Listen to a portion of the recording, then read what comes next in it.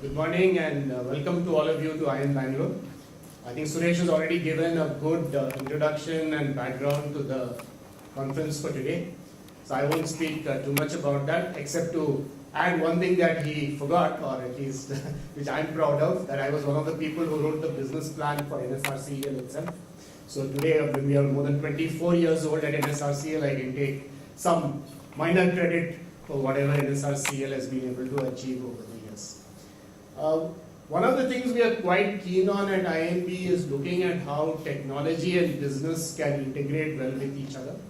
That's always been a challenge because if you look at even our education system, technology institutions and management institutions tend to operate in silos. But one thing that is increasingly clear is that if you want to be a good manager in today's world, you need to understand technology well and you need to be able to make it an integral part of business.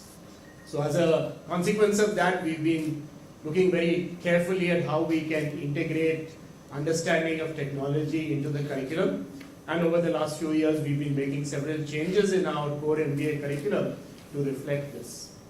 So one of the things I've realized as a result of all of this is that appreciating technology is one thing, of course, but innovating and using it is probably another.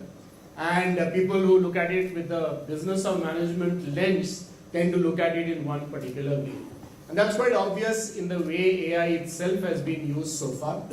If you just go back in history and you look at what's happened in the world since the Industrial Revolution, the whole focus has been on increasing productivity and efficiency. If you think about the early days of the Industrial Revolution, it was all about mechanizing things, right? In other words, bringing in machines that could substitute for people. Then the machines became more powerful as they got powered in many ways, initially by steam, then later by electricity. And again, even if you look at the 20th century, which was a period of a lot of use of information technology, the focus was largely on efficiency improvement. So just by extension of that, you can see that even in AI, perhaps the initial phase of AI, maybe what we have seen so far, till Gen AI came along, has largely been once again focused on improving efficiency and productivity. And if you ask most companies today, you will find that is the arena where AI has found its most significant application. Of course, today, companies and individuals, we're all trying to figure out how we can use the potential of the more creative parts of AI, particularly starting with Gen AI, but then going on to other things as well. So that's where a lot of the exciting prospects of AI come in.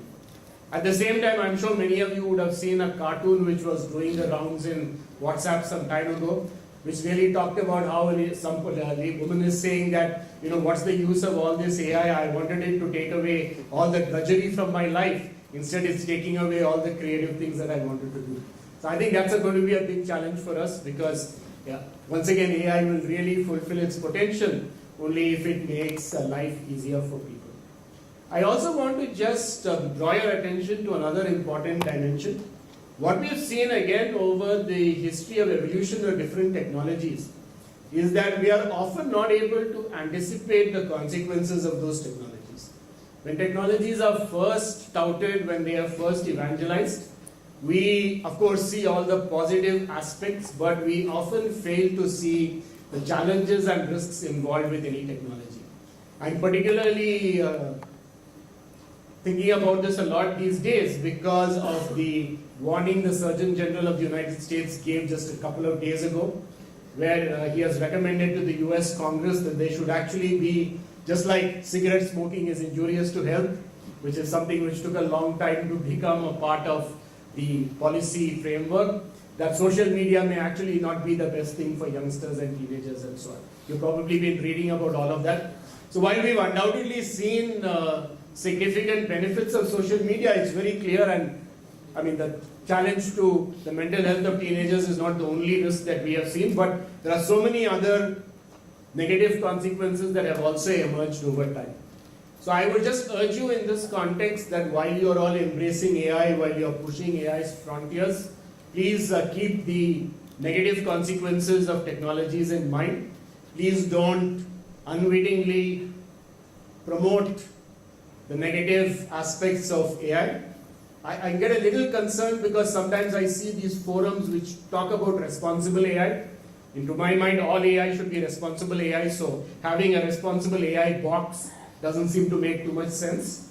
But in any case, I think the message I'm trying to give you all is please integrate responsibility, ethics, and so on into whatever you're doing in AI right from the beginning, just to avoid any potential backlash or any move which pushes AI backwards in the years to come.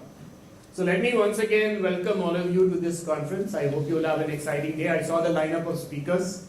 It's certainly a great lineup, so I'm sure you'll have a very fruitful time here today.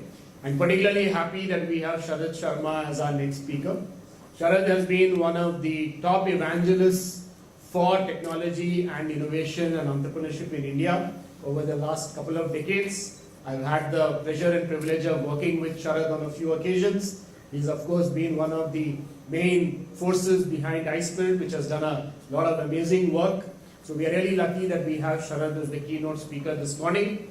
And once again, let me wish you a wonderful conference. Thank you.